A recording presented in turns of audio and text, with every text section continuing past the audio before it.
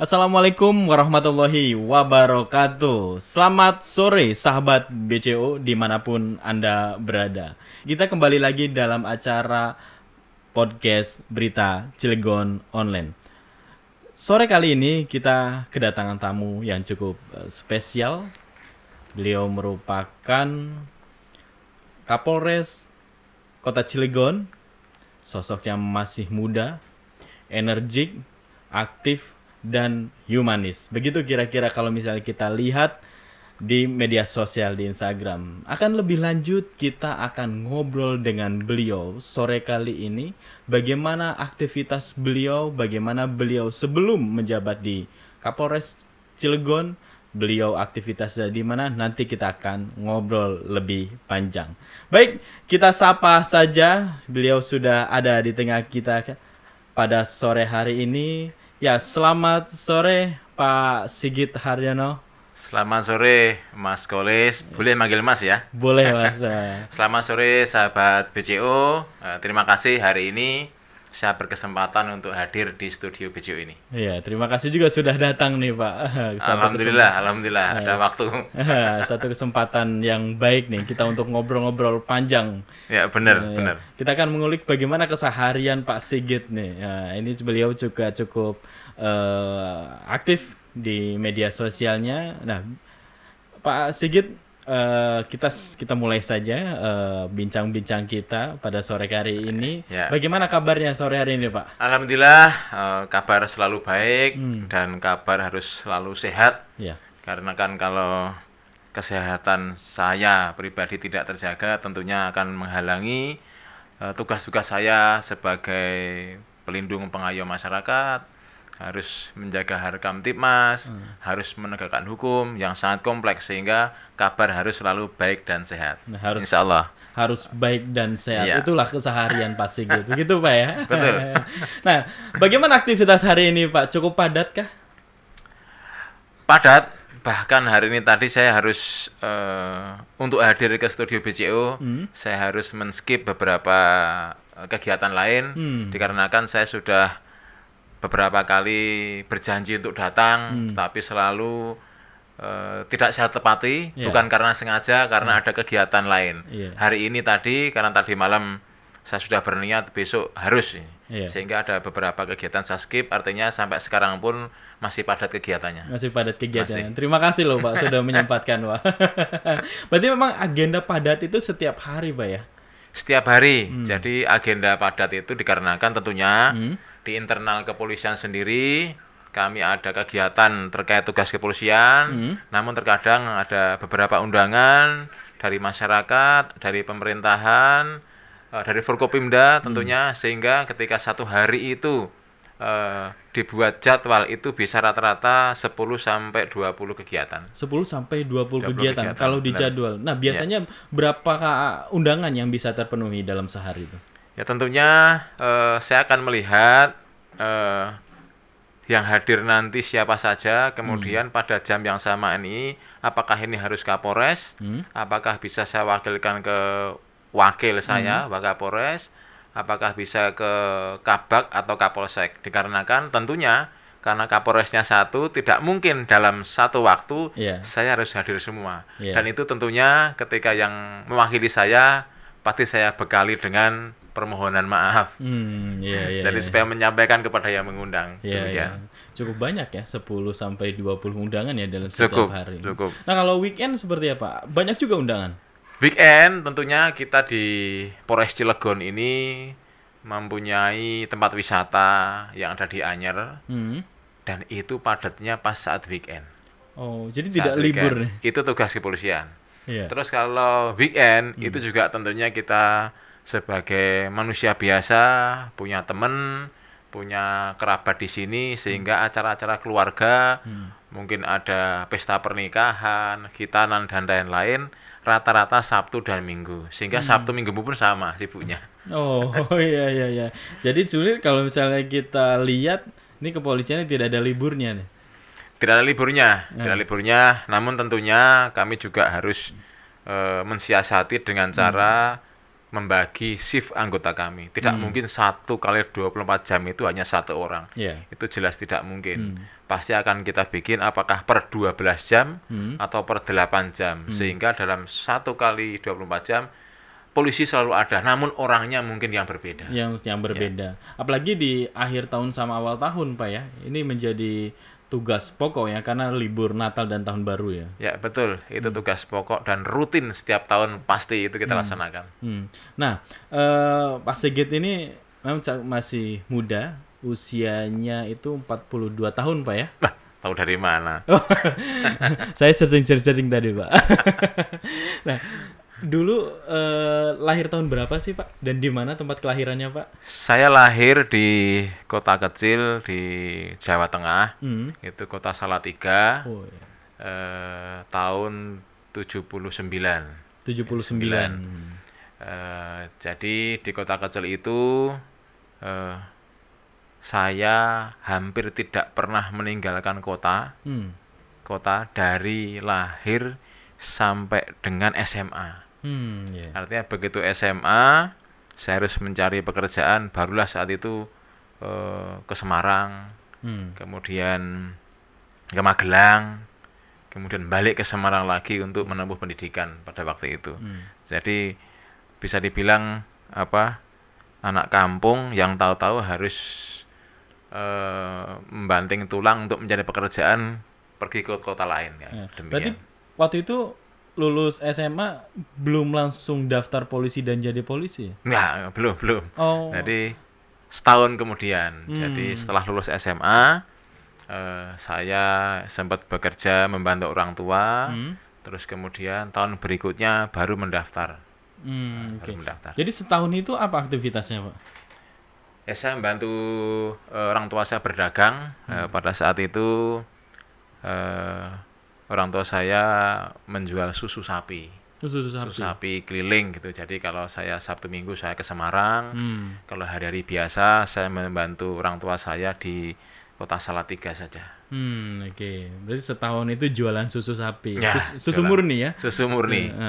Ini sahabat Beco, berikut demikian aktivitas yang diceritakan Pak Sigit. Jadi dulu itu tidak langsung jadi polisi ternyata. Jadi Pak Sigit ini dulu jualan susu dulu. Nah, bagaimana bisa diceritakan nggak proses untuk menjadi dan bergabung di kepolisian itu seperti apa, Pak? Jadi ketika saya hidup di Salatiga. Salatiga itu kota militer. Yeah. Di sana ada Tangsi. Tangsi itu asrama-asrama tentara. Zaman Belanda disebut Tangsi. Oh iya. Jadi ada 411 Kostrad. Waktu itu sekarang gantian mekanis namanya, kemudian Kodim di sana, Korem di sana, dan ada kepolisian. Sehingga ketika setiap hari saya pergi sekolah, itu lebih sering saya bertemu dengan polisi maupun tentara yang di sana. Ya, pikiran saya saat itu, suatu saat saya harus mencari pekerjaan.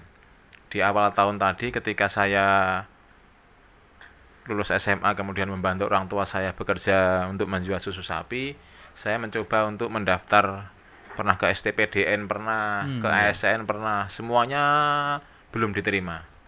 Akhirnya tahun berikutnya saya mendaftar lagi Bintara Polisi.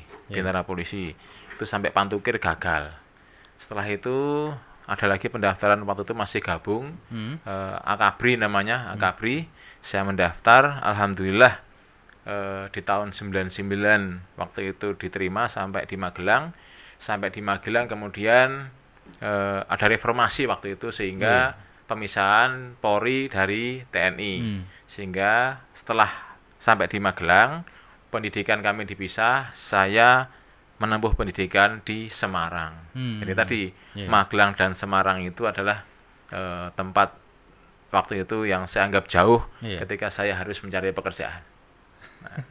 Nah, itu pulang pergi di Semarang, Magelang. Kalau itu diasramakan. Oh, diasramakan. Itu di ini ya, di Akpol ya? Di Akpol, di Semarangnya, di Akpol. Akademi Polisi. Akademi Polisi. Lulus tahun berapa, Pak? Lulus tahun 2002. 2002. Masuk 99.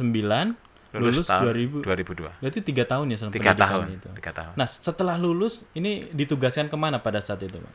Saya setelah lulus dari Akademi Kepolisian, kemudian tugas pertama saya di Polda Sulawesi Tenggara, Sulteng ya. Sultra. Sultra, Sulawesi Tenggara. Itu tahun 2002 sampai dengan tahun 2007. 2002, 2007 itu berapa tahun jadi? 5 tahun. 5 tahun. Itu ditugaskan sebagai apa waktu itu? Saya pernah menjabat sebagai Pamapta, kemudian Kanit Reskrim, kemudian Kapolsek, terus Kasat Reskrim pernah, terus di sana juga sebagai penyidik tipikor di Polda Sultra. Waktu itu namanya masih Sat Tipikor di Polda Sultra pernah. Setelah itu baru sekolah PTIK. Oh, sekolah? PTIK, Perguruan Tinggi Ilmu Kepolisian di Jakarta. Oh, di Jakarta.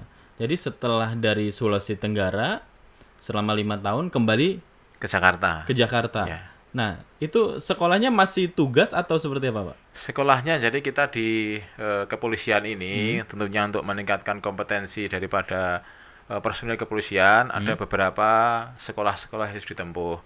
Salah satunya waktu itu adalah ketika saya sudah memenuhi syarat pangkat IPTU untuk mendaftar ke perguruan tinggi kepolisian. Saya mendaftar, seleksi dari sana, kemudian terpusat dan diterima akhirnya ke perguruan tinggi kepolisian, artinya kedinasan ini. Oh, sekolah kedinasan ya. Kedinasan. Keterima tahun 2007. 2007 ya. Betul. Nah, lulus lagi tahun berapa tuh setelah masuk di Jakarta? 2007 di PTIK kurang lebih 2 tahun. 2 tahun. Saya ya? lulus tahun 2009. 2009. Setelah 2009 ditugaskan lagi kemana nih, Pak? Nah, itu ini menariknya zaman waktu itu tahun 2007-an itu ada satu lembaga yang menarik bagi saya. Itu Komisi Pemberantasan Korupsi. Jadi kalau saya mengikuti berita. Oh iya. Berarti Pak Sigit ini pernah di KPK? Pernah setelah dari PTIK. Oke. Jadi saya sering lihat, saya masih ingat waktu itu kalau ada habis nangkep selalu konferensi pers gitu kan. Kok menarik ternyata Indonesia ini korupsinya ini masih banyak gitu. Nah, buktinya itu kok setiap hari hampir ada berita tentang KPK. Oke. Setelah tahun 2009 di akhir-akhir saya menyelesaikan perkuliahan saya di PTIK, itu alhamdulillah kebetulan pas saya mau lulus di KPK membuka lowongan. Lowongan penyidik waktu itu, penyidik KPK. Saya dapat informasi tentunya juga dari senior-senior saya yang di sana menyampaikan ini ada pembukaan penyidik. Jadi silahkan yang di PTIK yang mau mendaftar. Akhirnya kami mendaftar. Ada beberapa teman saya juga digabung dengan yang di luar dari PTIK, tentunya seluruh Indonesia. Seleksi, alhamdulillah saat itu diterima 13 orang dari lulusan PTIK angkatan saya. Dari berapa orang itu yang ikut seleksi, Pak? Kalau di PTIK sendiri waktu itu 56, tapi kalau seluruh Indonesia mungkin ratusan. Ratusan atau ribuan. Saya nggak tahu yang dari luar ya, karena waktu itu yang kami di PTIK itu jumlahnya 180, yang mencoba untuk mendaftar ke KPK 50 sekian, seingat saya, diterima 13. Yang dari PTIK. PTIK. Oh. PTIK. Pada saat itu pimpinan KPK-nya? Masih Pak Antasari Azhar. Oh, Pak Antasari Azhar ya. Masih saya ingat itu, Pak Antasari Azhar. Bisa diceritakan nggak pengalaman di KPK itu seperti apa, Pak? Karena banyak sekali misalnya masyarakat umum, ini kinerja KPK ini seperti apa sih di dalamnya? Nah, bisa diceritakan nggak nih, Pak? Saya tidak boleh menceritakan hal-hal khusus karena ketika saya keluar dari KPK itu segala bentuk rahasia negara tidak boleh saya sampaikan. Tapi prinsipnya begini. Kenapa saya tertarik waktu itu? Kenapa bisa ini lembaga itu melakukan pemberantasan korupsi sebegitu masifnya? Kadang menyadap, kadang alatnya apa ini ya? Sehingga menarik bagi saya. Ketika saya mendaftar, diseleksi, prinsipnya adalah saya harus ngomong apa adanya. Apa adanya itu apa yang ada di diri saya. Karena pemeriksaannya itu penelitiannya termasuk cross check ke daerah asal saya itu sangat ketat sekali di KPK. Kalau saya bohong ini pasti ketahuan. Sehingga ketika ada pertanyaan-pertanyaan tertentu saya akan jawab semuanya dengan apa adanya. Itu saja modal saya. Setelah sampai ke titik akhir, saya dinyatakan diterima, baru saya harus mengalami namanya induksi. Induksi itu penyesuaian ketika saya dari luar masuk menjadi pegawai KPK. Baru saya tahu ternyata nilai-nilai integritas itu dibangun dari diri sendiri dulu. Diri sendiri dulu, mulai disentuh secara hatinya, disentuh secara nuraninya, tentang korupsi, tentang perilaku kita mana yang dikategorikan korup, terus seandainya korup nanti kerugian negara menimbulkan kesengsaraan masyarakat. Setelah itu kita menyadari dan berkomitmen, oh ya, baru saya mengetahui ternyata saya bergabung dengan teman-teman yang luar biasa. Luar biasa dalam artian mereka selalu mengutamakan kepentingan bangsa dan negara. Bahkan terkadang harus bekerja. Ketika saya pernah jadi Kapolsek, pernah jadi Kasat Reskrim, saya punya anggota. Tentunya dalam pekerjaan saya sebagai di Polres sebagai middle manager di Polres, itu ada anak buah. Saya bisa memerintahkan, saya bisa mengarahkan dan lain-lain. Begitu saya masuk KPK, bahkan untuk bawa printer pun waktu itu bawa sendiri. Bahkan untuk meriksa misalnya, untuk kegiatan apapun, pengajuan anggaran untuk perjalanan menuju ke tempat, itu harus mengerjakan semuanya sendiri. Saya baru merasakan kembali saya menjadi penyidik pada waktu saya di Polda Sultra dulu, di Satipikor Polda Sultra. Setelah memahami pola kerja KPK, barulah tentunya ini lembaga KPK juga memberikan masukan-masukan pembekalan kompetensi bagi saya pribadi. Saya sangat bersyukur di sana karena pelatihannya banyak sekali, sehingga bisa belajar memahami psikologi orang, bisa belajar bagaimana cara penghitungan keuangan negara, bisa belajar bagaimana pengadaan barang dan jasa, dan lain-lain, banyak sekali. Setelah itu dinilai, oh ini pegawai baru ini sudah bisa untuk memeriksa, bisa untuk memberkas dan lain-lain. Akhirnya dalam 10 tahun sudah banyak menangani kasus korupsi. Ya, mulai yang dari tingkat pusat, kemudian daerah-daerah tingkat 1, tingkat 2, hampir pernah saya alami. Mulai sektor perpajakan sudah pernah, kehutanan juga pernah. Kalau APBD seringnya APBD, baik daerah maupun provinsi. Ternyata yang saya temukan di sana adalah tentang integritas di lembaga KPK. Di lembaga itu, bagaimana diri kita masing-masing ini menyatu antara pikiran, hati, dan tindakan. Jadi ketika integritas kita itu untuk berantas korupsi, ya sudah, pola pikir kita, hati kita, dan tindakan kita harus lurus. Tidak boleh berpikir untuk memberantas, tetapi perilaku kita sendiri tidak maksimal. Hati kita ini tidak maksimal. Itu akan jadi beban sendiri. Iya. Kurang lebihnya begitulah pengalaman di sana. Berarti di KPK itu sejak tahun 2009 ya. Dan berakhir 2019. Berarti baru kemarin ini selesai. Baru kemarin. Waktu pimpinannya terakhir saya Pak Agus. Oh, Pak Agus. Ya. Berarti masuk di periode kedua ya, Pak Antasari kedua. Kedua setelah Pak Taufik. Tokoh Banten beliau. Tokoh Banten ya. Pak Taufik, tokoh Banten. Kemudian berakhir ya. Itu berakhir waktu 2019. Berakhir karena di sana sistemnya waktu itu seperti kontrak ya. Jadi karena saya ke polisi, kemudian di sana dipekerjakan, namun ada batasannya. Diperpanjang 4 tahun, 2 tahun. Sehingga kayak pola sepak bola kan 4-4-2. Ketika 2 tahun sudah saya selesaikan, saya tidak bisa lagi untuk memperpanjang karena aturannya memang tidak boleh.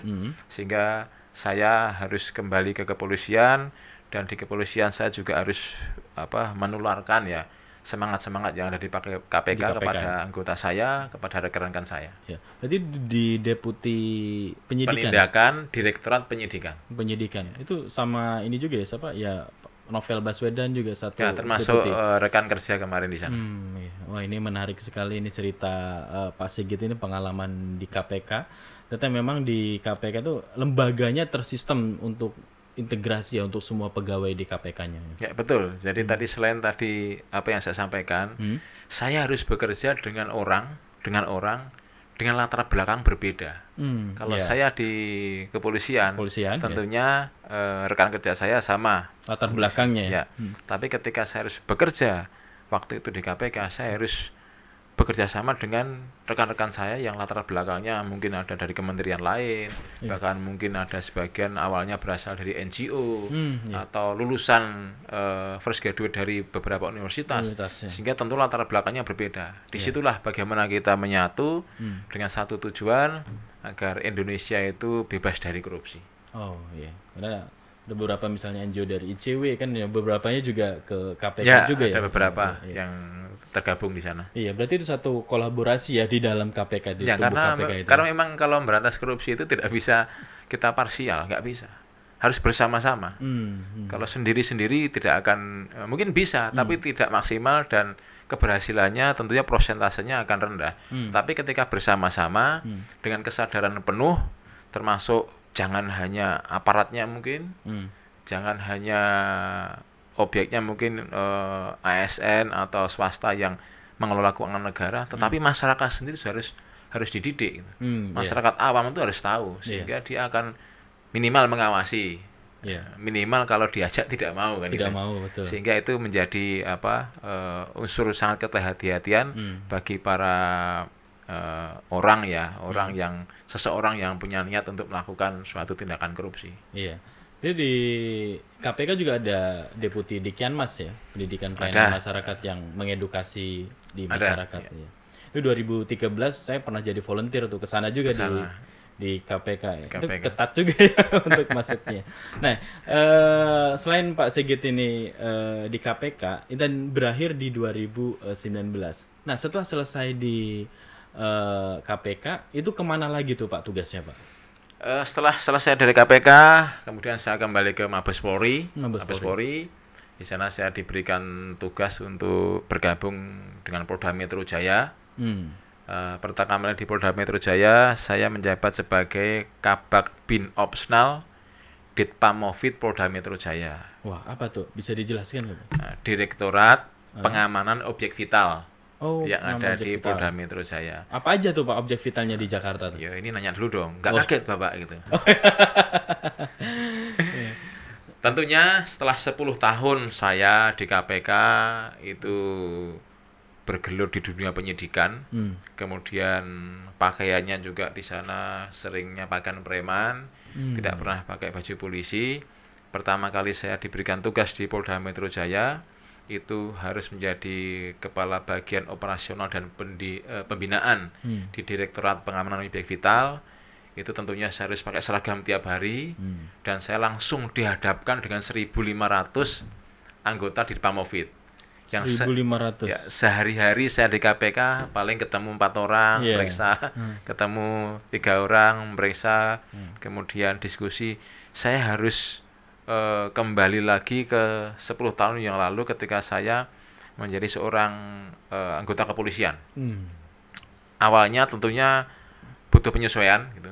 Tapi alhamdulillah di sana senior-senior saya membantu, Pak Direkturnya memberi dorongan, Wakil Direkturnya memberikan dorongan, terus kemudian teman-teman saya, rekan-rekan saya ini semua menyambut saya, walaupun mungkin ini tidak punya latar belakang mungkin untuk pengamanan objek vital, tapi disitulah saya belajar, akhirnya mengetahui ada beberapa tugas kepolisian yang penting.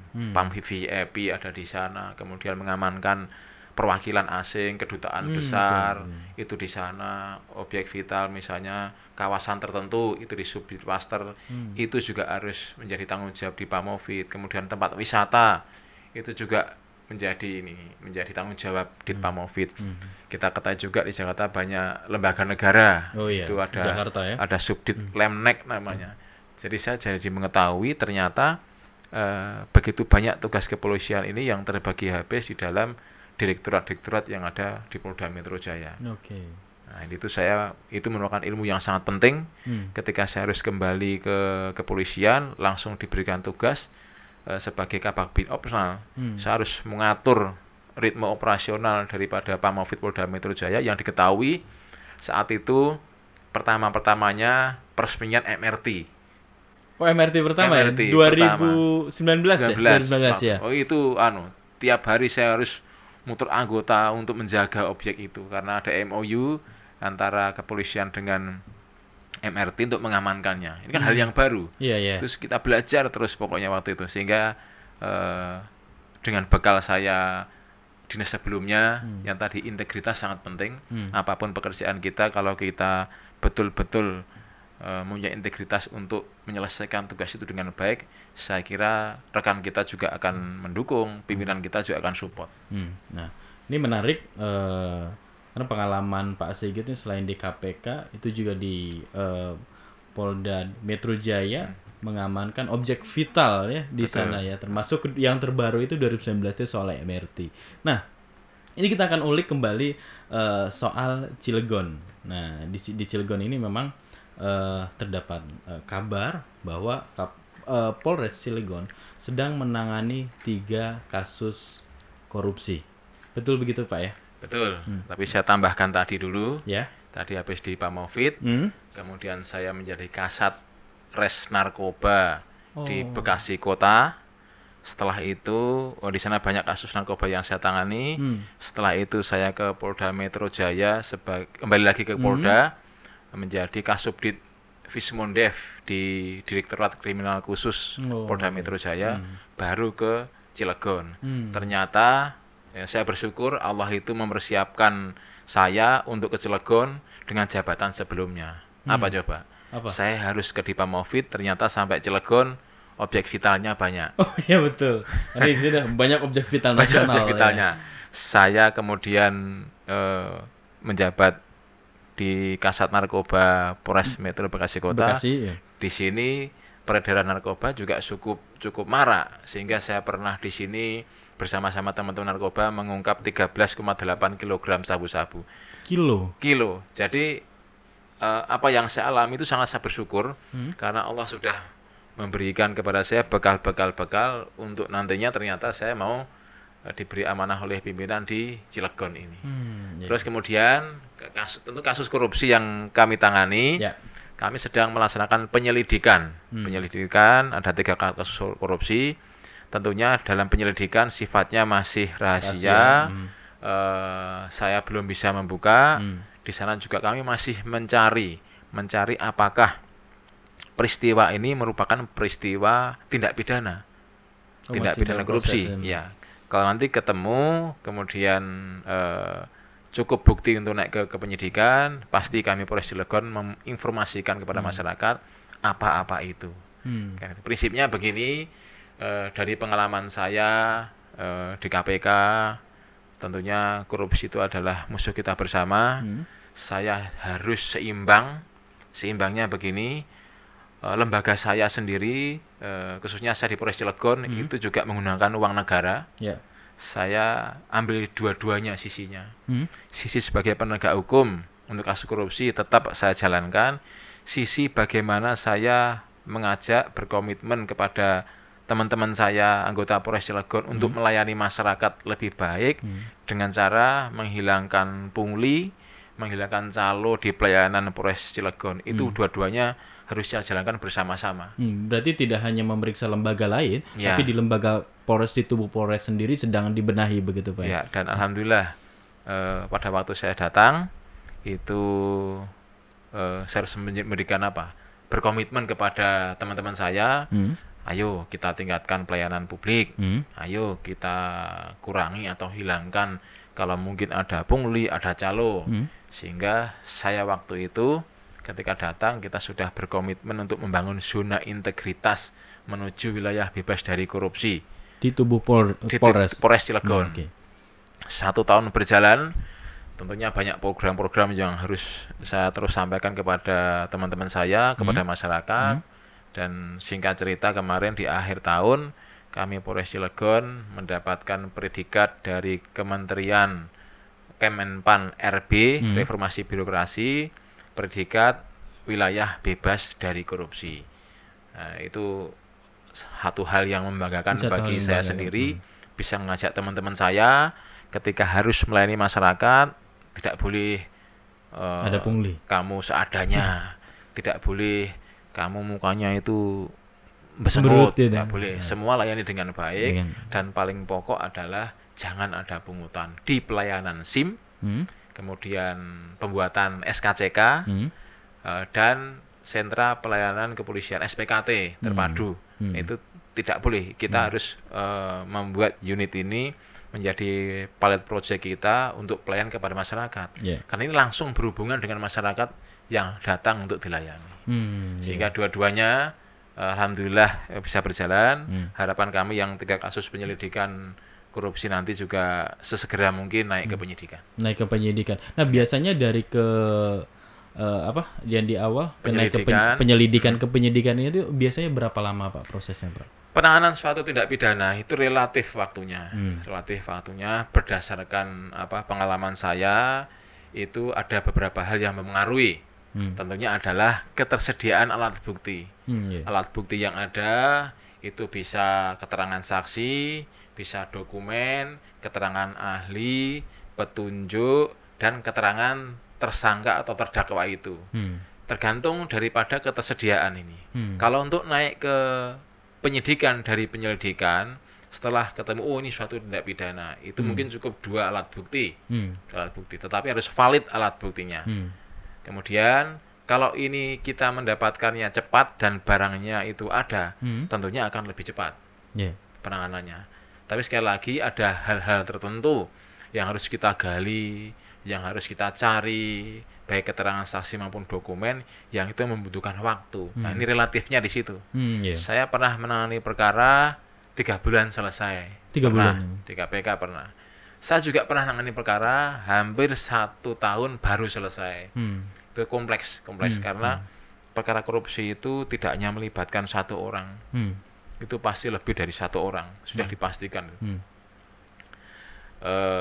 Kemudian ketika banyak cabangnya tadi, ketika kita memeriksa pasti akan melebar. Nah, itu kadang-kadang yang membutuhkan waktu untuk mencari alat bukti tadi. Jadi kalau ditanya waktunya relatif. Relatif ya. Nah, selama Pak Sigit mimpin di Cilegon, berapa banyak korupsi yang sudah ditangani? Apakah yang baru 3 ini atau ada lagi? Ya, sebelumnya itu ada, tetapi itu selesainya di zaman saya, tapi penyelidikannya itu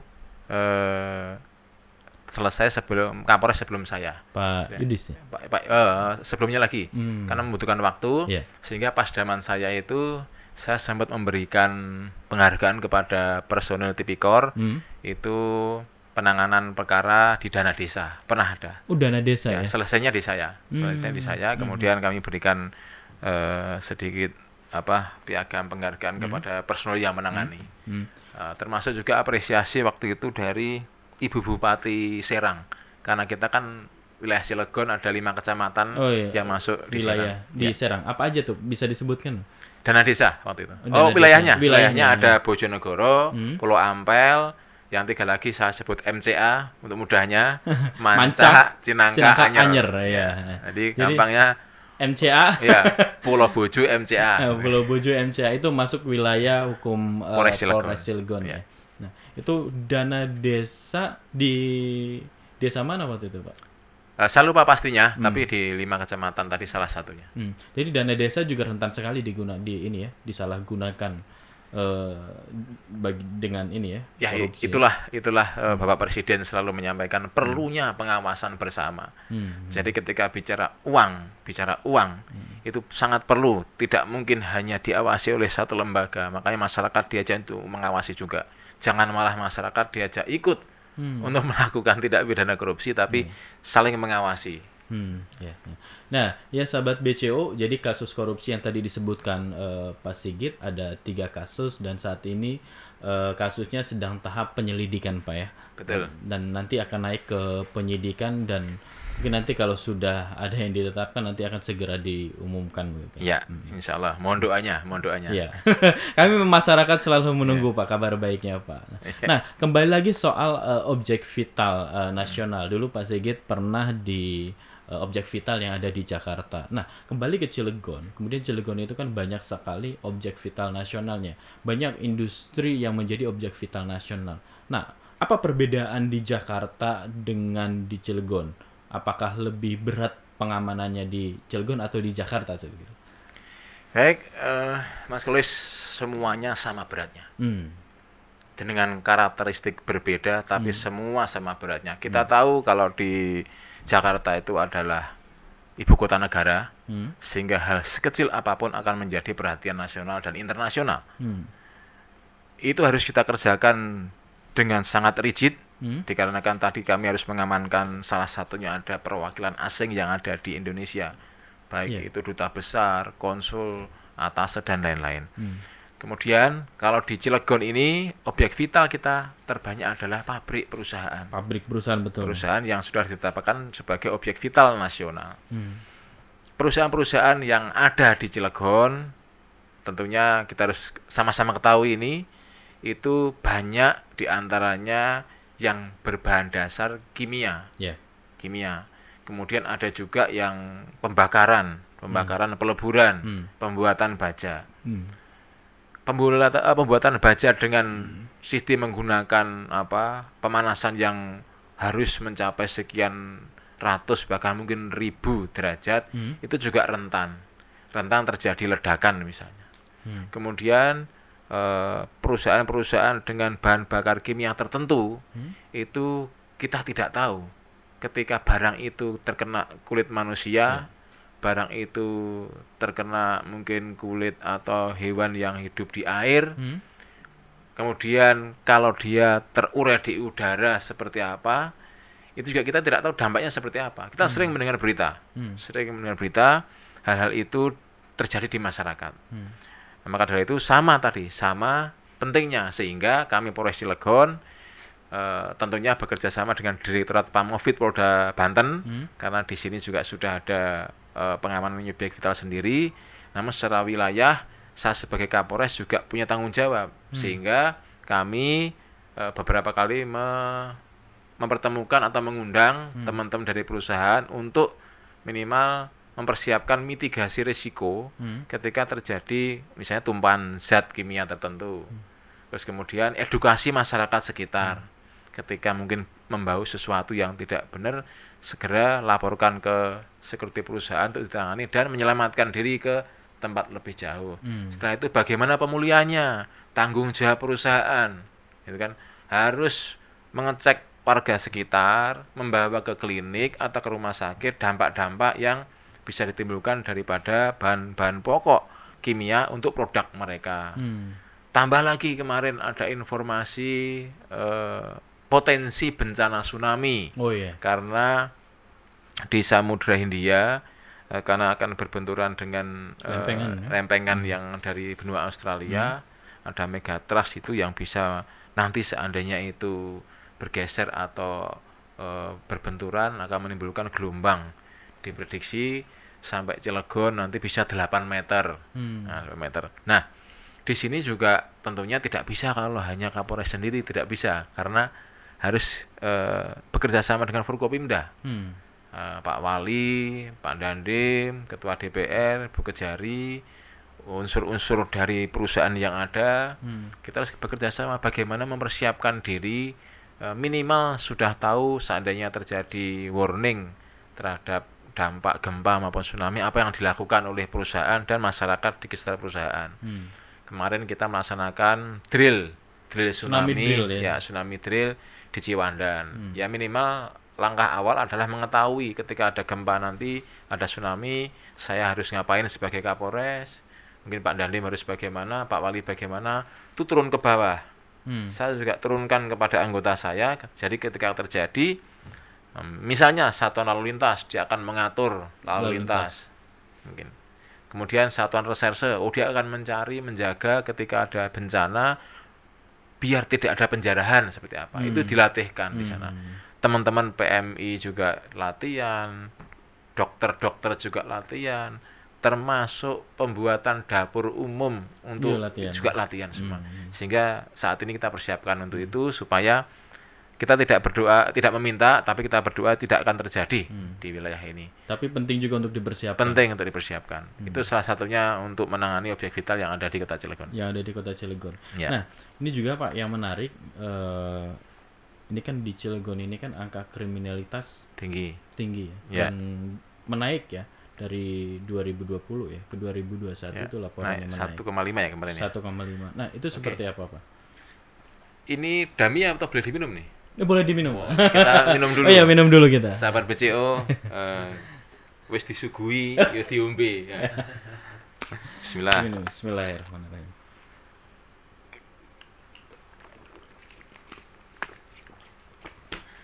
Alhamdulillah. Nyambung tadi angka kriminalitas.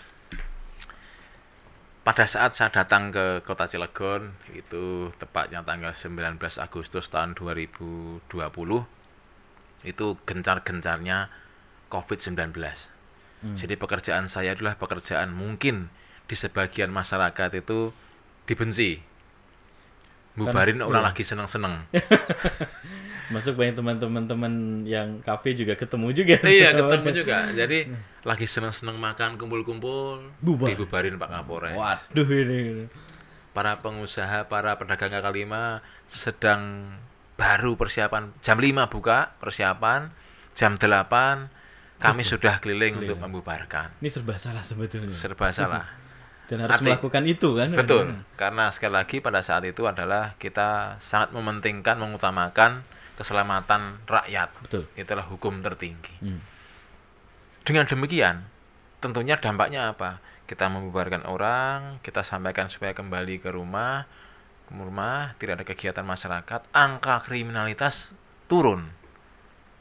Karena apa? Orang mau keluar, sudah pasti, wah nanti ketahuan Satgas Covid Kota Cilegon nanti. Nanti dibubarkan lagi. Sehingga itu turun drastis itu. Juli tahun 2021 kita ketahui bersama lonjakan paling tinggi. Bahkan itu kita bisa sampai sehari itu ada sekitar 150 orang di Cilegon ini kena Covid. Itu waktu ini ya, PPKM ya? Iya, PPKM. Terus setelah itu turun normal dengan program PPKM mikro dari Mendagri, Bapak Presiden melalui Bapak Mendagri, kemudian diteruskan Pak Kapolri, Pak Kapolda, ke Polres, kita kelola dengan baik, dan ini melibatkan masyarakat PPKM ini. Dan alhamdulillahnya Kota Cilegon pada bulan Juli tahun 2021 itu kita mendapatkan predikat kota terbaik se-Jawa Bali dalam penanganan COVID melalui PPKM Mikro. Itu seleksinya itu waktu itu saya tunjuk beberapa RT RW, salah satunya kalau nggak salah di Citangkil sama Ciwandan, saya lupa itu. Kemudian dievaluasi, kemudian saya diundang, saya jelaskan apa yang dilakukan Kapolres. Tentunya tidak bisa saya bilang saya sendiri, karena saya sebagai wakil ketua Satgas Covid, kita bersama-sama kita melakukan tindakan-tindakan termasuk tadi yang vital tadi. Ada kita bentuk namanya industri tangguh. Jadi masing-masing perusahaan itu punya mekanisme tersendiri untuk menangani COVID yang itu kami awasi dan kami beri masukan terus. Terus kemudian kapal dari luar negeri, bagaimana Pak Kapolres untuk mengantisipasinya, kan ada pelabuhan bongkar muat barang, ada pelabuhan Merak. Kami semua berjalan dengan baik, kemudian hasil seleksi kita ditetapkan sebagai yang terbaik.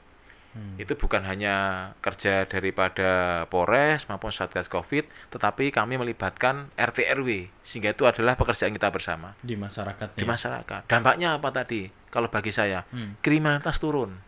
Karena di tingkat RT RW saling mengingatkan, wih jangan keluar kamu, wih jangan keluar dulu, kamu karantina, kamu ini.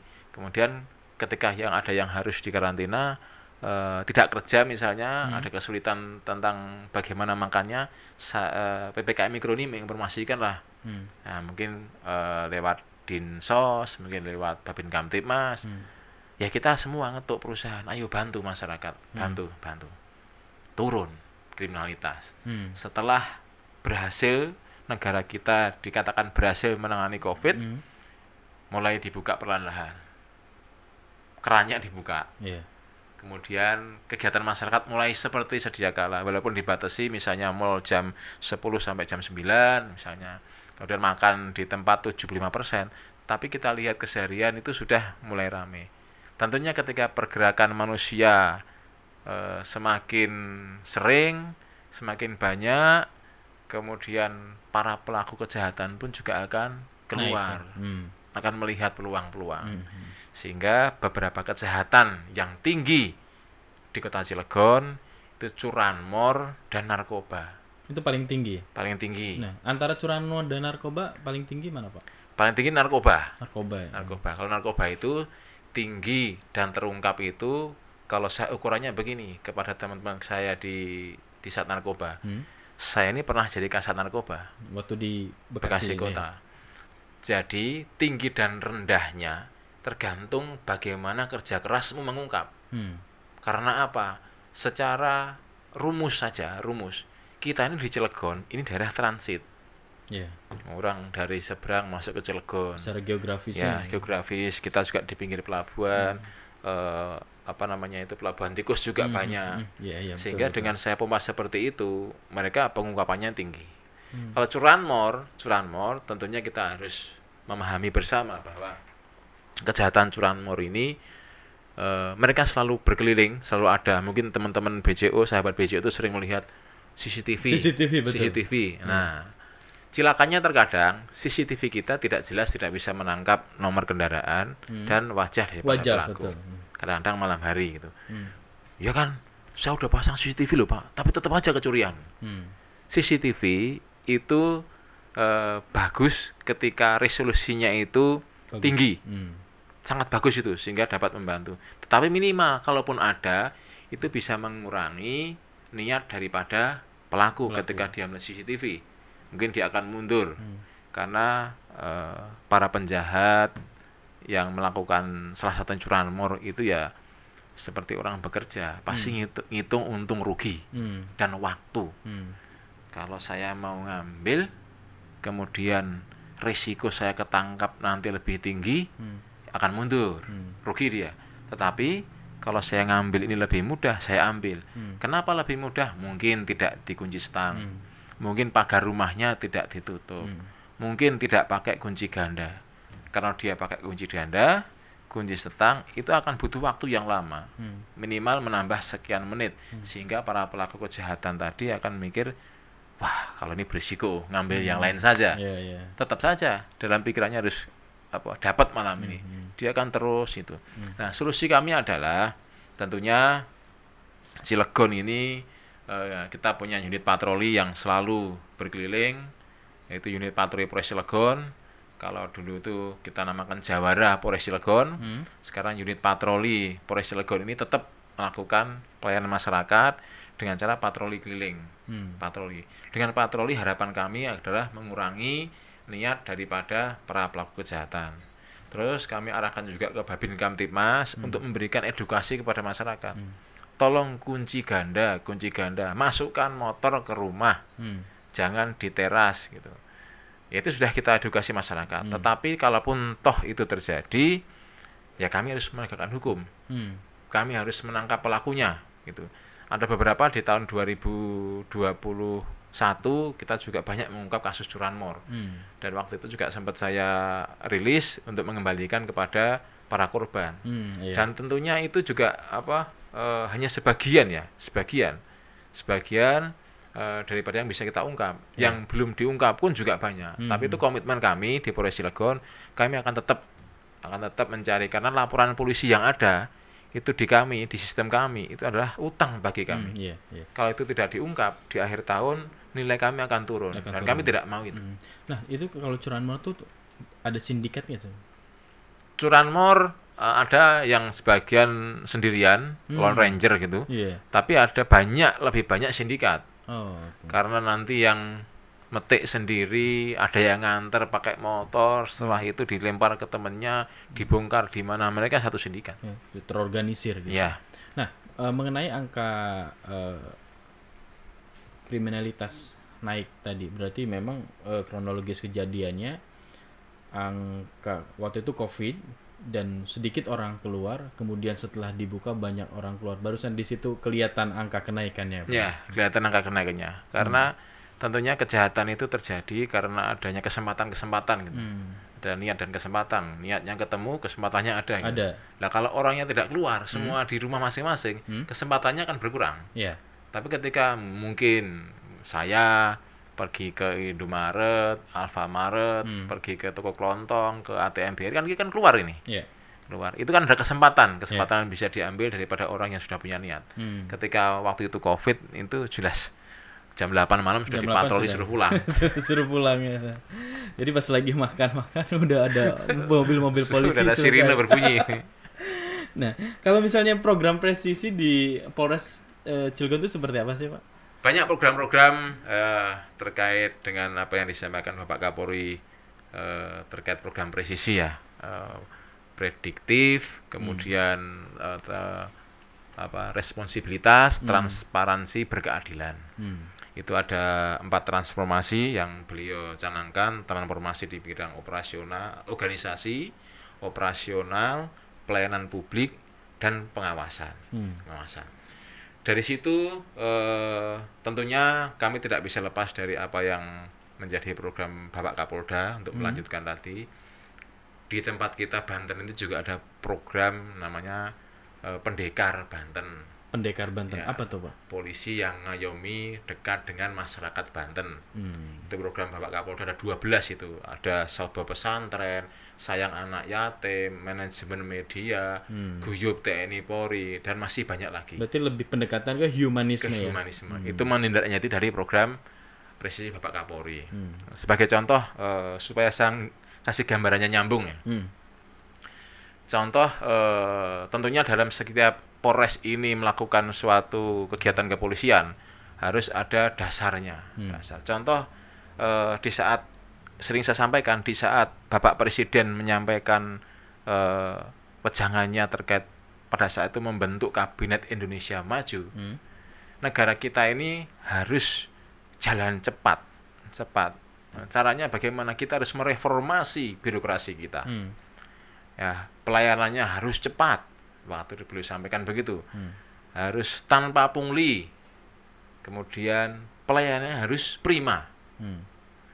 Ya, kalau masih orang ngurus izin kena pungli, tentunya itu akan menjadi perhatian Bapak Presiden, dan beliau menyampaikan, saya ingat kata-katanya, akan saya kejar terus. Disinilah kemudian nyambung ketika Bapak Kapolri tadi ada transformasi, peningkatan pelayanan publik. Nah, kemudian dari peningkatan pelayanan publik itu masuk ke Polda, masuk ke Polres Cilegon. Di Kementerian Menpan RB, Kemenpan RB, reformasi birokrasi, ada di sana program pembangunan zona integritas untuk kementerian dan lembaga. Akhirnya Polres Cilegon tadi, saya sampaikan di awal tadi, dalam menindaknya itu salah satu daripada program Bapak Kapolri tadi, peningkatan pelayanan publik, kita berkomitmen membangun zona integritas di tahun kemarin 2021. Apa itu zona integritas? Itulah komitmen suatu instansi mulai dari pimpinan beserta jajarannya untuk melalui reformasi birokrasi untuk menuju wilayah birokrasi, wilayah bebas korupsi dan wilayah birokrasi bersih, melayani melalui peningkatan pelayanan publik. Nah, itu program kami susun di awal tahun. Tentunya kita ajukan ke tim penilai internal di kepolisian. Apa yang dilakukan kemudian untuk mewujudkan salah satu program tadi? Yang pertama tentunya harus ada tadi peran daripada pemimpin perubahan. Saya harus mendorong, saya harus mengawasi, mengajak setiap hari, dan yang paling berat ini memberikan contoh bagaimana kita mempunyai integritas untuk mewujudkan WBK. Nah, ini yang paling susah, memberikan contoh ini. Kan kita takut, kita ini masih manusia biasa gitu. Tapi bagaimanapun harus. Kemudian pembenahan secara internal, baik itu fasilitasnya, baik itu kemampuan dari pelayanan publiknya, dia harus mempunyai kompetensi yang bagus.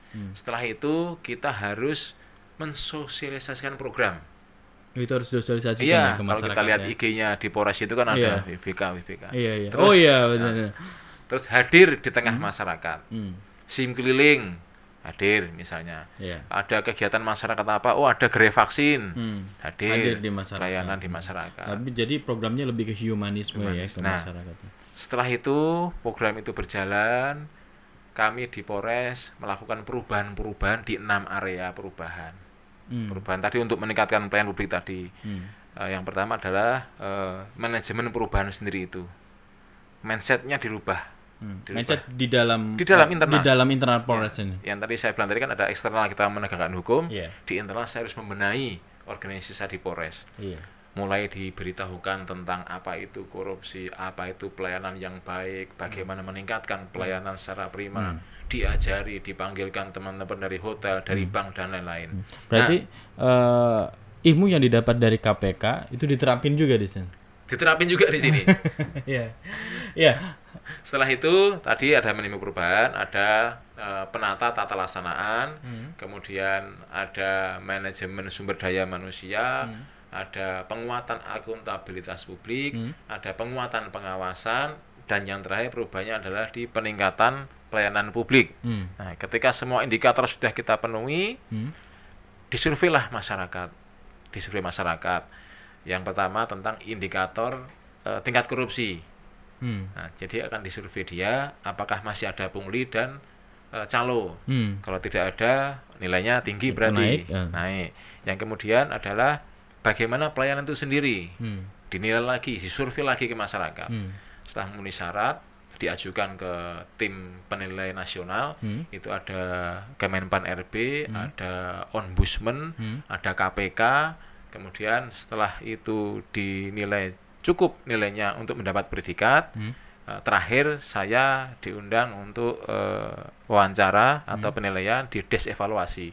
Saya menjelaskan kembali apa yang kami lakukan, terutama kita ini punya pelabuhan Merak, punya Anyer, bagaimana outputnya ketika sudah mendidik anggota kepolisian dengan pelayanan yang ada di 2 tempat tadi, karena itu strategis secara nasional. Strategis. Alhamdulillah kemudian kita mendapatkan tadi predikat WBK. Ini adalah salah satu contoh program dari Bapak Kapolri yang kami breakdown, kemudian kami laksanakan di Polres. Di tataran bawah. Kegiatan lain masih banyak, masing-masing breakdownnya itu. Masih banyak. Ini nggak cukup ini kita ngobrol terus. Jadi banyak sekali program yang sudah Banyak dilakukan. sekali. Nah terakhir Pak, terkait yang kasus korupsi tadi. Yang 3 kasus korupsi itu soal apa sih Pak yang sudah ditanganin Pak? Yang jelas itu adalah terkait dengan penggunaan keuangan negara. Keuangan negara. Ya. Yang belum bisa membuka informasi Belum semuanya bisa. dari karena tahap penyelidikan. Ya, karena di korupsi itu kan ada korupsi dari sektor potensi pemasukan uang negara. Itu bisa perpajakan, bisa juga dan lain-lain. Kemudian di pengelolaannya itu sistem bagaimana kita mengatur daripada keuangan tadi. Mohon maaf, mungkin dibahasnya di DPR. Yeah. Oh ini. Kemudian terakhir di penggunaannya. Nah, saya ini pengguna saat ini. Negara memberikan kepada polisi untuk patroli anggaran sekian. Itu juga rentan korupsi.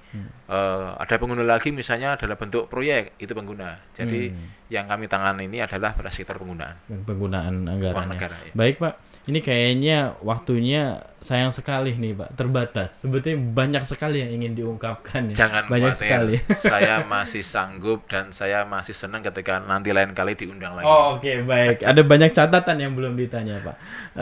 Mungkin terakhir Pak, menyapa masyarakat, silahkan Pak. Rekan-rekan sekalian, para sahabat BCO, pada hari ini alhamdulillah saya bisa mendekatkan diri kepada teman-teman sekalian melalui media ini, karena mungkin media lain sudah pernah saya sambangi, mungkin cara lain, baik saya keliling, baik saya sekali lagi tadi bermain bola bareng-bareng dengan masyarakat, baik menghadiri undangan, namun dengan hadirnya di BCO ini saya harapkan lebih mendekatkan diri kepada teman-teman sahabat BCO. Tolong tentunya kami Polres Cilegon di dalam melaksanakan tugas kepolisian berupa memelihara Harkamtibmas, menegakkan hukum, kemudian melindungi, mengayomi dan masyarakat, tidak akan bisa berhasil tanpa bantuan dari masyarakat, tanpa kekompakan Forkopimda yang ada di Cilegon ini, sehingga kami harap ada masukan-masukan, ada feedback bagi kami tentunya setiap keluhan masyarakat yang masuk akan kami tindak lanjuti meskipun tentu tingkat kepuasannya berbeda-beda. Tingkat kecepatan pengungkapannya berbeda-beda. Tapi perlu kami sampaikan bahwa saya sebagai Kapolres Cilegon akan selalu mendorong personil saya untuk selalu dekat dengan masyarakat, untuk selalu mengayomi dengan masyarakat. Jangan khawatir bahwa kami adalah Anda sekalian. Anda sekalian juga adalah kami di kepolisian ini. Kami bagian dari masyarakat, kami bagian dari Cilegon. Bersama-sama kita bangun Cilegon ini melalui tugas pokok dan fungsi masing-masing. Sehingga ketika semua berjalan dengan baik, Cilegon akan menjadi kota yang maju, Cilegon akan mampu banyak berbicara di tingkat nasional. Kira-kira begitu sahabat BCO. Amin. Ya, terima kasih Amin. Pak. Demikian sahabat BCO, kita ngobrol sore dengan Bapak Kapolres Pak Sigit. Terima kasih Pak atas kehadirannya Sama-sama, di Mas studio Olis. kami. Semoga nanti kita sempatkan lagi waktunya untuk berbincang karena banyak sekali yang belum kita obrolkan Boleh. Ya, selamat sore sahabat BCO. Sampai kembali lagi di podcast BCO. Wassalamualaikum warahmatullahi wabarakatuh. Wassalamualaikum warahmatullahi wabarakatuh.